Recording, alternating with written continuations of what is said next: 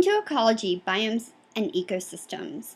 Today we're going to be looking at two distinct things. One, we're going to be looking at a lot of the ways materials move through the ecosystems and biomes, and then the different types of biomes. So we're going to split this into two different videos for you to try to keep them at a reasonable pace, and also to make sure that you really focus on the energy and matter. That's going to be very important in the upcoming AP biology test.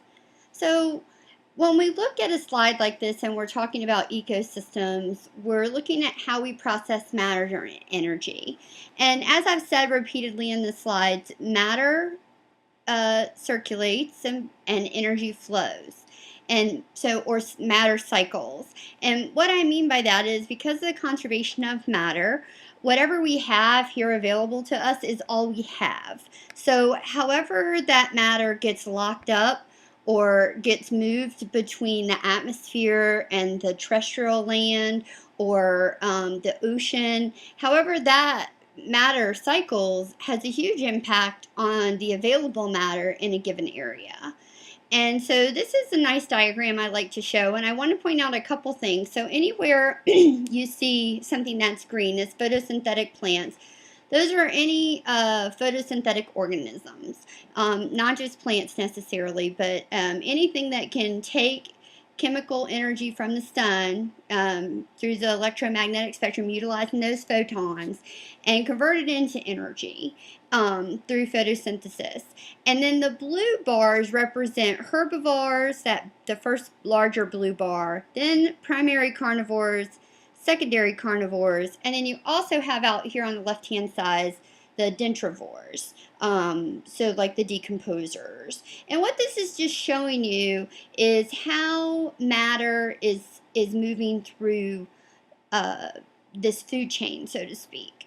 And it's also showing you that as this matter is moving through, each of these processes is giving off heat that is now not available anymore. So because it's been reduced to such a low quality, because we talked about the first law of thermodynamics about energy not being created or destroyed.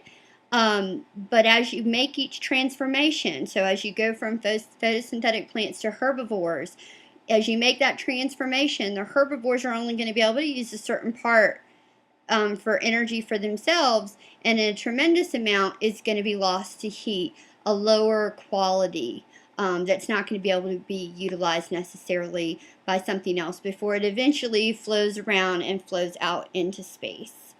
So this just gives you a really good, I thought, visual picture of what's going on. And so the herbivores and the primary carnivores and the secondary carnivores, as they die, how the decomposers utilize them. But through each of these transformations, you're going to have a yellow bar coming off for respiration, and then you're also going to be having this heat that is no longer going to be available. So let's talk about who is able to utilize and make their own energy. So we have two different groups of organisms on the world that we know of at this moment in our biosphere that are capable of taking energy from somewhere and converting it into energy through a process and then being able to go through cellular respiration for themselves. And so the first one you guys are familiar with, which is photosynthesis on the left.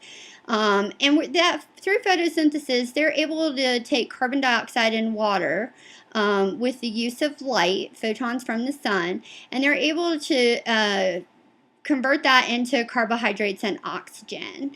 And that's a system we're familiar with. And so they're able to make their own food, even though they have to take that and convert it a different way to break down into usable forms for themselves for cellular respiration. Then we have hydrothermal energy and chemiosynthesis.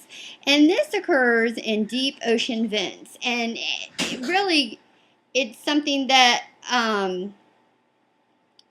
for a long time we thought that the sun was the sole source of primary production. But what happens is in these deep ocean vents where we have subduction zones and zones where we have breaks and we have sulfur coming out, there are organisms down there that are capable of using that hydrogen sulfide and converting that into carbohydrates and sulfuric acid. And so these are so for the most part, most of the primary production on Earth is through the sun and solar energy, but we do also need to keep in mind that we have this chemiosynthesis that can occur in these hydrothermal vents. Hydro meaning water and thermal meaning hot. So these are way down in the bottom of the ocean, and they're vents, and they have organisms, mainly bacteria, that have this ability in the absence of light to create carbohydrates and sulfuric acid. All right.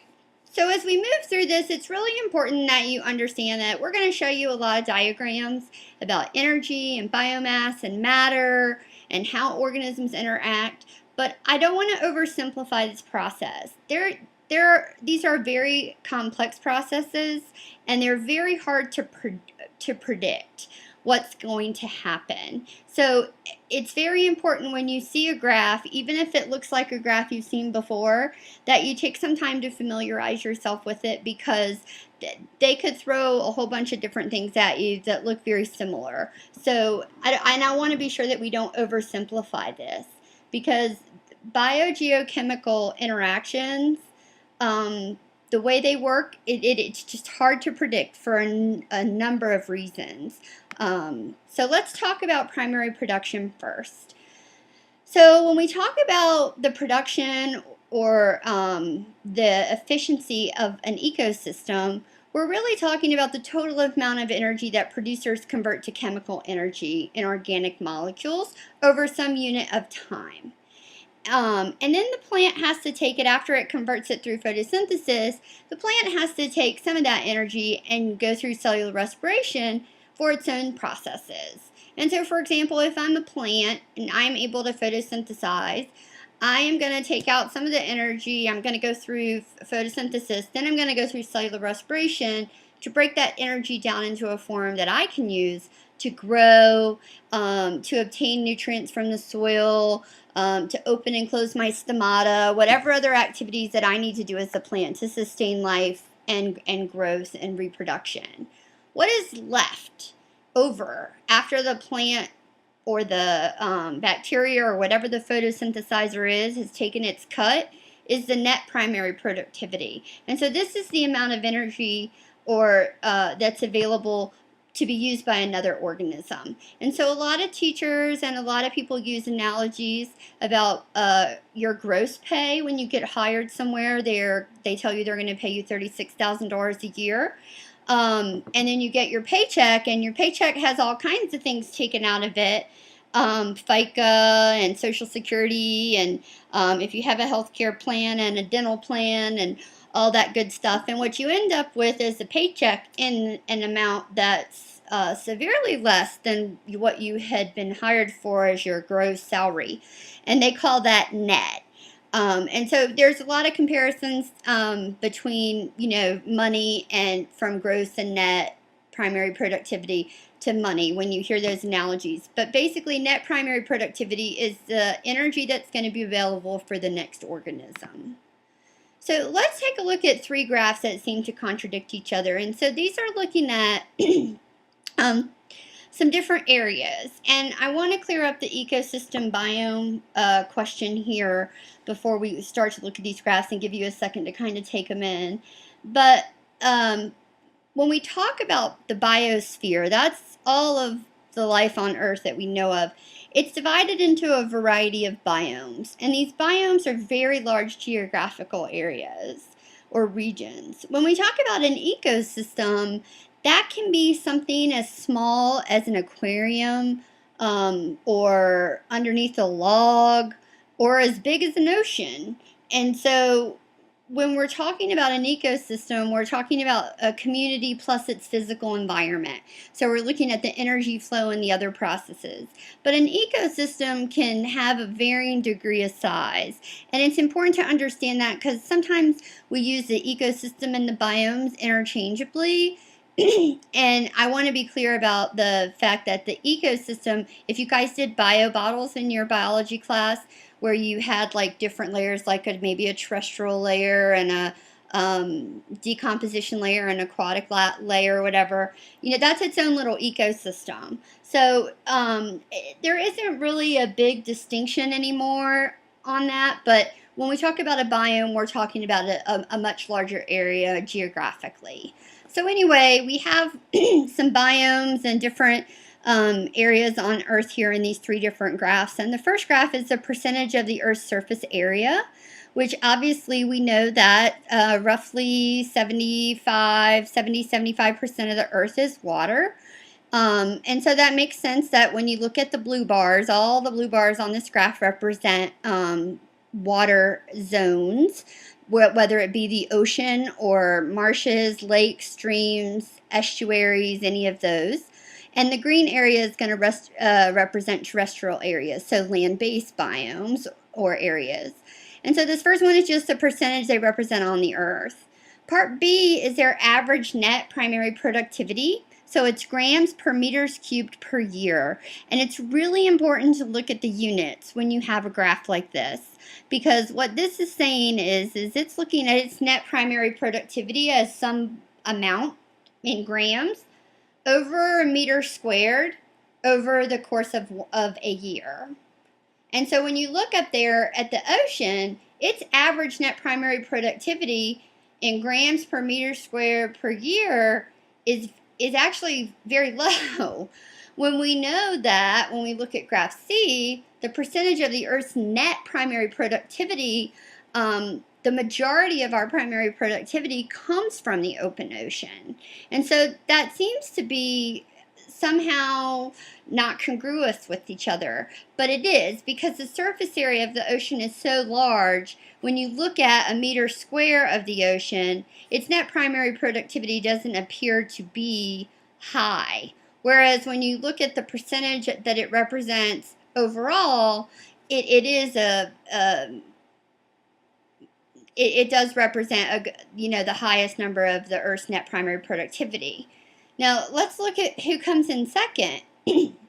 Tropical rainforests only represent 3.3% of the surface area on the Earth. They represent grams per meter squared per year. They represent a little over 2,000. And they are coming into a close second in terms of the percentage of the Earth's net primary productivity. And so what this is saying is that tropical rainforests provide us with a tremendous amount of energy in our Earth system, in our biosphere, and that they're highly efficient because they represent this small surface area. They're very low surface area, and yet they are the second largest percentage of where we get our energy from. And so it's important that you understand how to interpret these graphs and look at them. If we were in class together, I would ask, what's another biome that's highly efficient? And as you can see, the savanna does very well also. So does the tropical seasonal forest. For its surface area, it's only 1.5, and yet it does over 1,500 grams per meter squared per year in net primary productivity as their average. And it does represent a fairly decent amount of the primary production on Earth, but nearly half of the Earth's primary production comes from the open ocean and tropical rainforests. And so you're going to encounter graphs that seem to be incongruous, and you need to be able to look at them and kind of interpret what's going on, and have some conversation about efficiency. And again, swamps and marshes are very little bit of surface area, and they have a really high average net primary productivity, as well as algal beds and reefs. So this is just one of the graphs that you might see, and I wanted to be sure that we kind of had a discussion about it. This graph you're probably the most familiar with. This is showing a typical food chain. It's not a web because it's only showing one animal at each level, but this is showing mathematically, it's graphically depicting the 10% rule. So what that says is that as you move from one level to the next, in one trophic level to the next trophic level, only 10% of the energy is able to be utilized by the next organism. And so as you move through, generally, you have fewer and fewer organisms as you move through a food chain. Of course, nature is more complex than that. This snake probably eats things other than mice, and this mice probably eats things other than I'm going to go with grasshopper. Forgive me if I'll get a million emails if it's not. And so every time you move up to the next person that's going to be eaten, they're only able to utilize 10% of the energy. 90% is either used by the organism, some portion of that 90%, and a good portion of that 90% is given off as heat, a lower quality of energy because of the law of thermodynamics. So we don't lose anything here. What happens is that in that transformation, every time we move from one level to another, we have these transformations, we are going to have something lost to entropy or heat. And that's important to understand. So this is talking about, there's a big discussion about vegetarians because they eat at a lower trophic level. And people have conversations about whether being a vegetarian would help make us more sustainable. And the idea here is meat eaters require more energy transformations. You see the 3 bars on the right side of the graph, whereas vegetarians are eating as primary consumers. So we don't have to raise that cattle, and we don't have to have another transformation where we have loss of energy due to the first law of thermodynamics. So the less transformations that you can have occur, you are having an energy savings. And that's important to understand, whether you're talking about human beings and organisms or whether we're talking about machines and we're trying to make machines more efficient. The less transformations we have to have, the more efficient that machine's going to be, because we are going to have a loss at every conversion or transformation. So here are 2 biomass pyramids. If we were in class together, I would ask you to predict why both of these are able to be sustainable. The first graph, the biomass pyramid at the top, is one that you're used to seeing. And a couple things I want to point out here, and I don't know what labs you will have done at this point, but when we talk about biomass, we're talking, and you see the word dry weight. They've taken the water out, and you should do an experiment in class this year where you guys grow something and then you dry it out at certain parts of its life stage and try to get a percentage that the water is in that organism. Generally, we do it with plants. But biomass is measured by taking that water out. And this first pyramid is showing a Florida bog, and this is typically what you see with a sustainable ecosystem. And you have a large amount of primary producers. You have a large dry mass here. So we have 809 grams per meter squared. Our primary consumers represent 37 grams per meter squared. And when we get up to our tertiary consumer, it's 1.5 gram meter squared. And that would, we would say that looks pretty sustainable to us, having that huge base of primary producers. Well, look at the pyramid for B. This is also a sustainable ecosystem, and this is in the English Channel, and it's inverted.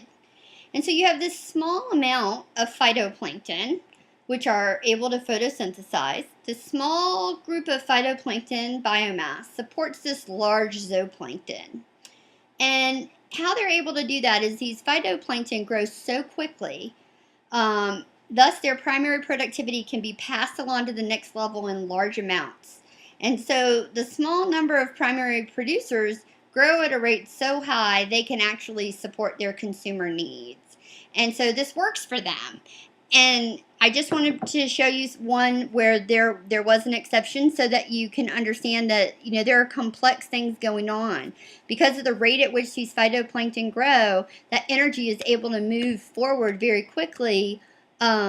They are able to sustain this ecosystem as well in the English Channel.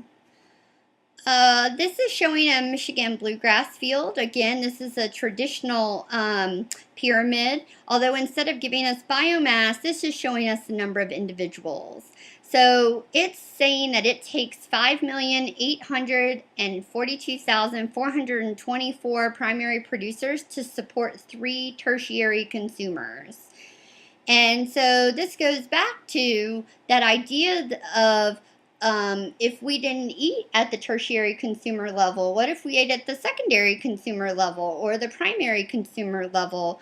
How many more organisms would we be able to feed? Now, these aren't necessarily humans, it's just a tertiary consumer. So this could be a snake or a bird, but there are some definite arguments for eating at a lower trophic level in terms of having less transformations.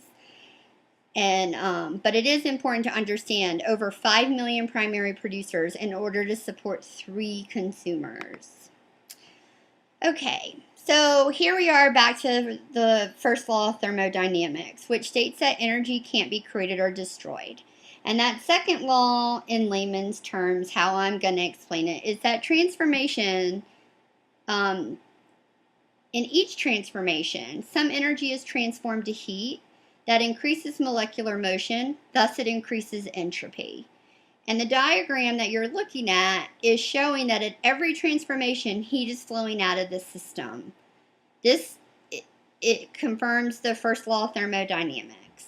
Some of the energy is being transformed by the organisms for their life processes. So what they have to do to live, okay? And some is available when they are consumed by the next level.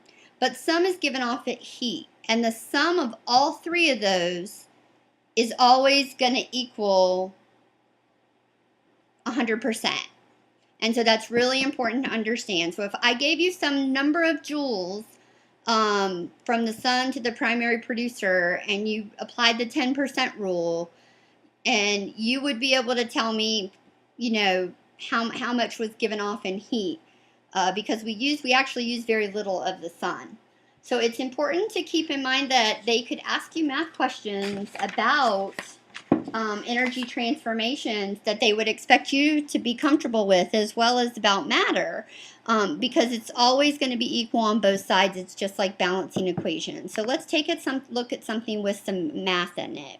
So here we have plant material eaten by a caterpillar, and we have this 200 joules of biomass that's eaten by this caterpillar. 100 joules of it goes to its feces, 33 joules of it went to its growth, and 67 joules of it went to cellular respiration. 200 joules, 200 joules. So where is the heat that I'm talking about?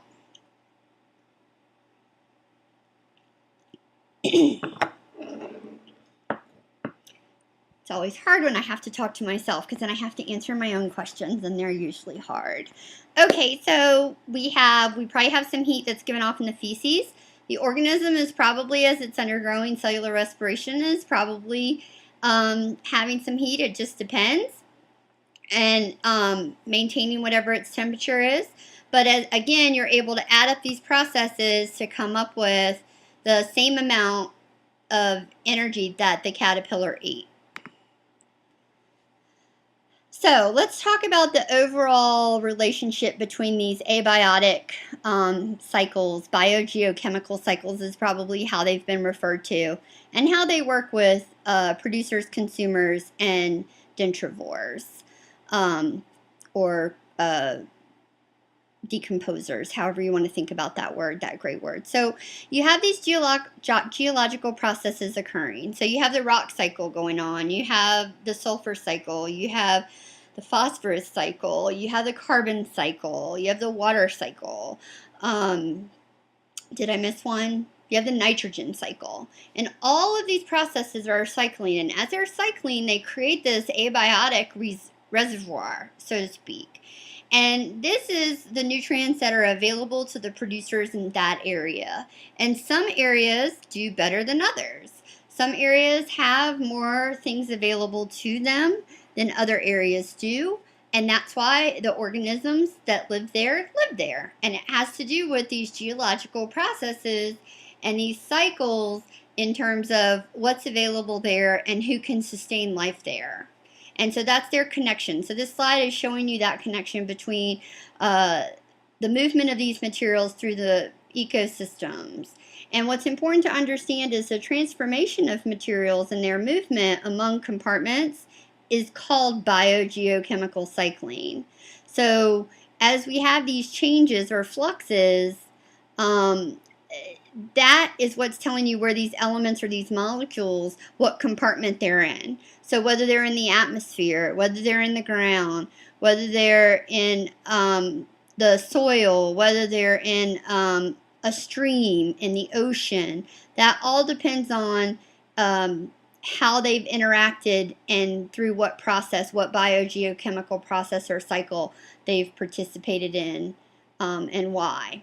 And so we're going to start with the nitrogen cycle, and I'm going to end the slide here because I'm going to do a separate little video for each cycle, and I will also do the biomes as a separate one. So I just wanted to kind of give you an overall view of how they're related to each other and how they interact, and say a few things in closing before we end this video. So when you have these biogeochemical cycles, there's a couple things that I want to be clear about. They're critical in ecosystems. The availability of nitrogen to living organisms depends on nitrogen fixation and other cycles in this process that are carried out by microbes. And so if you don't have these that can change nitrogen into forms that nitrogen gas into forms that can be used by the producers, then what happens is you have some problems with your primary producers.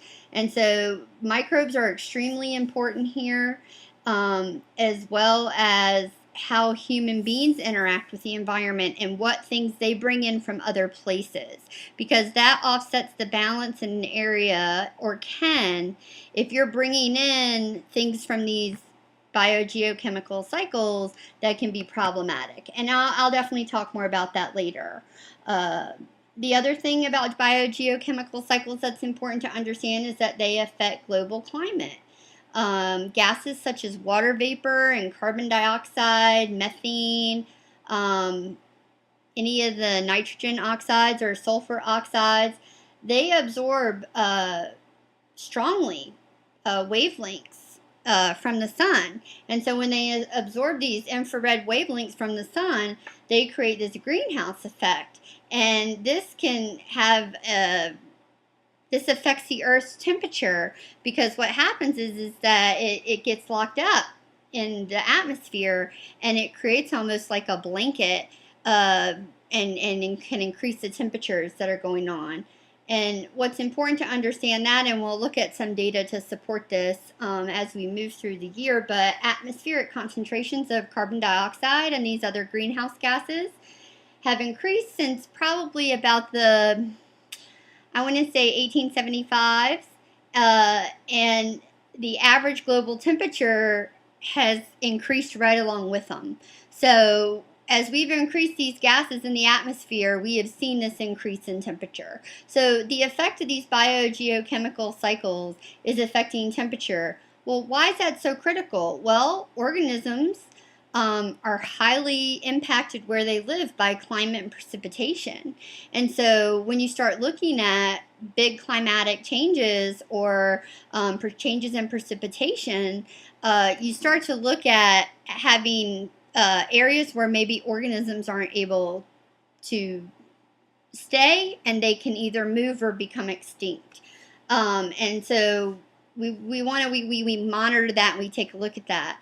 What's important to understand is that evolution can't keep up with rapid change, because individuals don't evolve, populations do, and it's really important to understand that if we have these radical changes in abiotic factors or any of the biogeochemical cycles, evolution's not going to be able to keep up with that, because when you have to, in order for evolution to happen, you have to have several populations over time have a shift in that allele, and you have to have the allele that allows them to make that adaptation, which they may not have. They may not have an allele that allows them to be in an area that is now nitrogen depleted, and so that it might not even be an available allele in that gene pool, and so that can cause an extinction. But if there is an allele there, you have organisms in the area that have tolerance. They need generations after generations of reproduction in order to start, in order to respond to that and have that occur.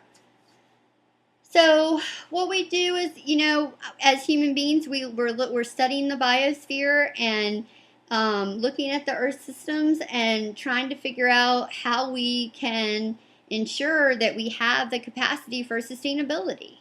But these biogeochemical cycles are very important, and it's also very important that we understand their impact on life, that these abiotic factors have a huge impact on life here on Earth.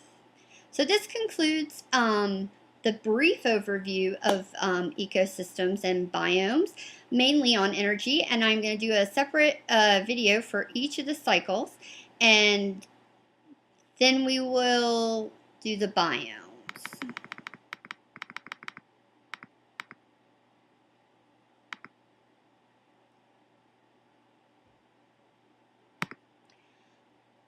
So this starts the biomes. So we're going to go pretty quickly through the biomes here at the end of biomes and ecosystems. And again, the cycles, each of the biogeochemical cycles is going to have its own brief video. But I want you to look at the aquatic biome distribution. This is a great slide because it shows you where we have ocean and intertidal zones, coral reefs, rivers, lakes, and estuaries, so that you can get a feel for where the water is on Earth. This slide talks about lake stratification, and what that's talking about is what's going on with the oxygen as the depth goes down in the different seasons of the year. And so this is showing you and it's important that you understand this and you can interpret these four graphs based on the season, so that as you go deeper in the lake in the winter, you're going to have, it's very cold on top, and then it gets a little warmer, and then it maintains at 4 degrees Celsius at the bottom.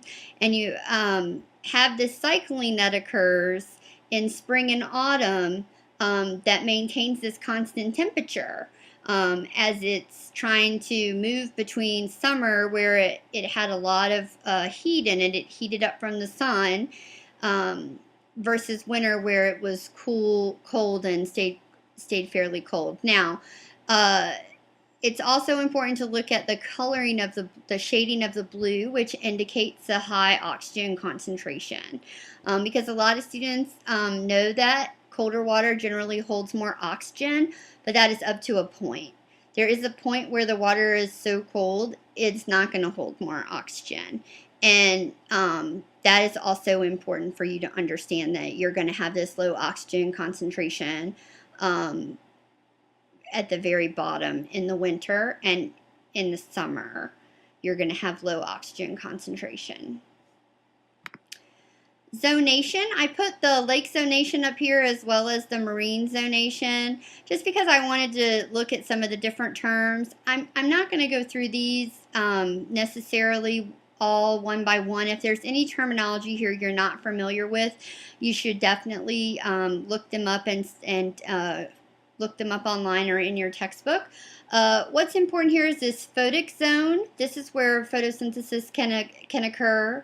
Then you have this benthic zone, which is this incline down here, whether you're at a lake or you're in a marine environment. And we just like to look at those and talk about what's going on. This obviously has some, this marine zone has some interesting things here. This, what looks like a hydrothermal vent down here blowing up, coming out of the red. The area down there. But you need to be familiar with both of these, where photosynthesis can occur. Obviously, in the marine area as well as the lake, you reach a point where photosynthesis is not going to be able to occur. And organisms are going to have to either eat organisms that can perform photosynthesis, or they're going to have another method. Perhaps down here in the marine area, they're able to utilize the hydrothermal vent. So we have some fresh water, and I wanted to talk about some particular problems with fresh water too as we end this slide out, but I have an oleographic lake here on the left, which means that there's just not a lot of life in here, which means those of you that don't like things to touch you when you swim would like to swim there, although it's usually quite cold.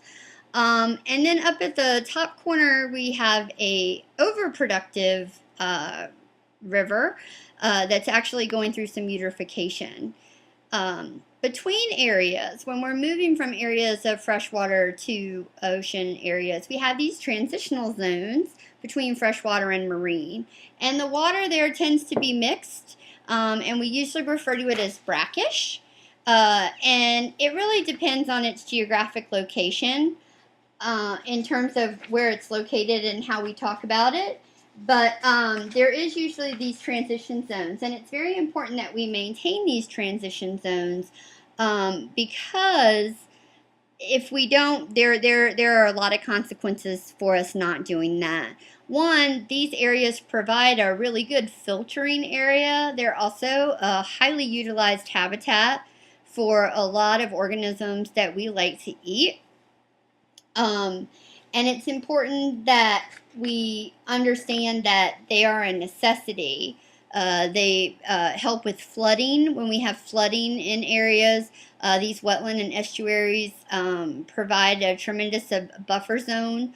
And they also, like I said, provide a very rich habitat area for not only organisms in the water, but also for birds and other fowl, waterfowl.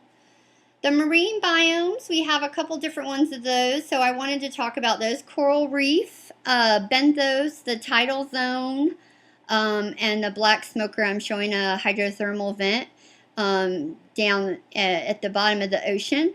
And these marine biomes vary in their primary productivity. Coral reefs generally tend to be very highly productive because of the interactions between the organisms there. And this tidal zone, as you can see, the starfish very faintly, that is dependent on the tides. So we're going to move into the terrestrial zones. And this shows the different biomes that you're going to find on land. These are often named for the predominant plant life and blend into each other without sharp boundaries. So it's really important to understand that, even though I talked about these biomes being these large geographical areas, they blend into each other quite easily. And you may have done a lab with your teacher on successional vegetation or a transect lab where you move from an area on your school grounds that was open grass area into like a forest area, and you can see some of the ways that it transitions with temperature change or something like that. But there are not often definite boundaries. So let's talk about my personal favorite, tropical rainforest. The temperature here is relatively constant, stays about 25 degrees Celsius. It's near the equator. You need to get greater than 80 inches of rain to be a tropical rainforest. Most animals here are tree dwellers. The soil is actually very poor. Back in the 80s in Brazil, they agreed they were going to put a big highway in, and they agreed to not cut down the rainforest, except what they did is they went into the cities and they offered people in these very crowded cities the opportunity to come and have their own land, sort of like we did when we opened up the Wild West and people could stake their land and you could homestead an area and build a house and it would become yours. So the people went out there and they cleared the land for farming, and tropical rainforests, as I mentioned earlier, are the second most primary productive biome that we have. And what happened is when they cleared the forest and tried to start farming, is the soil is very nutrient poor because it is a highly efficient uh, biome or ecosystem.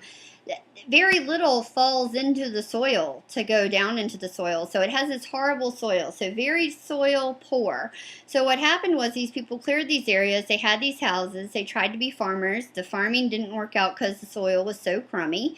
And then the government bought back the land after it was cleared. So it sort of absolved them of having to upset anyone by doing that. So a lot of scientists rushed down to that area in the late 80s, early 90s, and we still have a lot of folks down there to try to protect the land and also to categorize and classify species, because we really felt like there were, and we did find, we're finding a tremendous amount of species in that area that we never knew existed.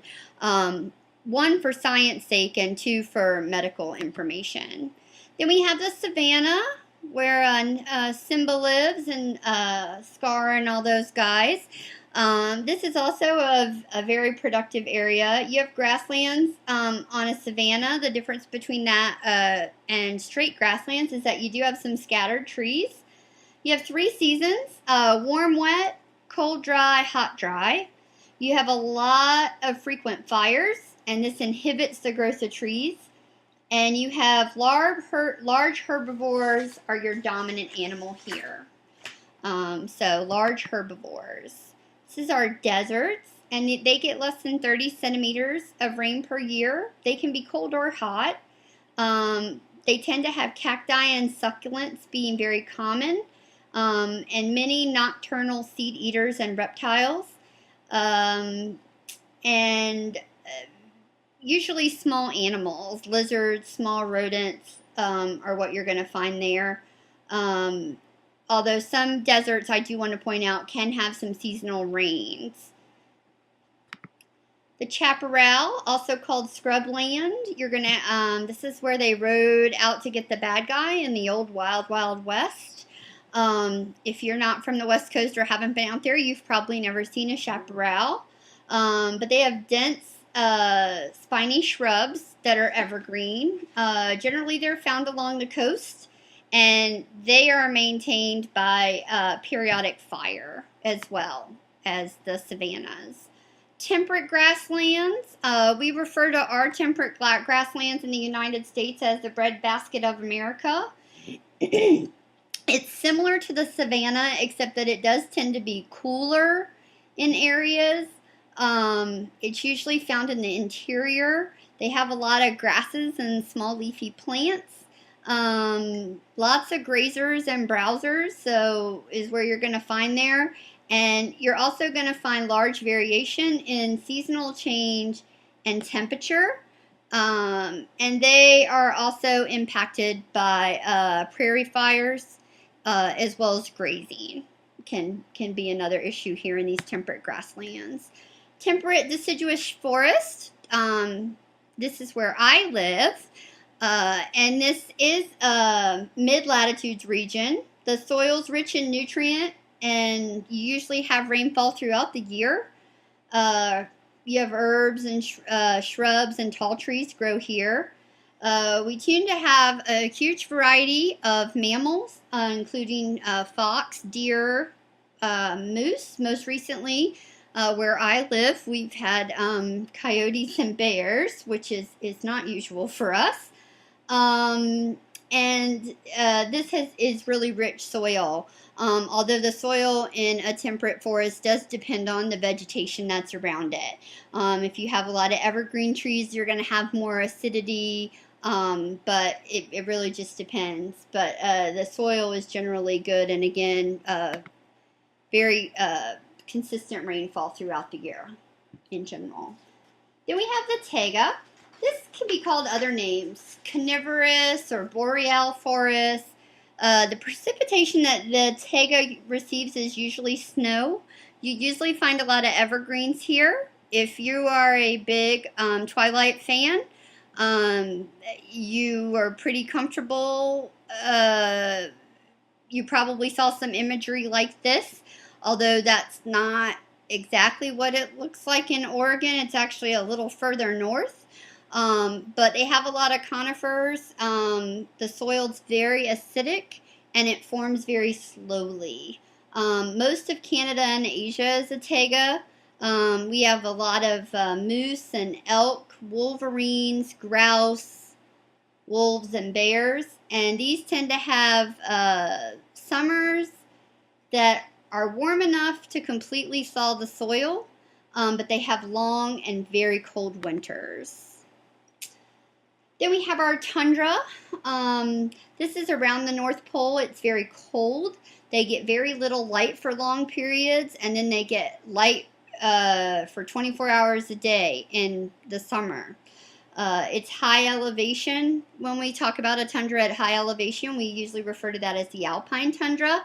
When we have and they have low shrubbery plants, and I showed you a little climograph here about their rainfall and temperature.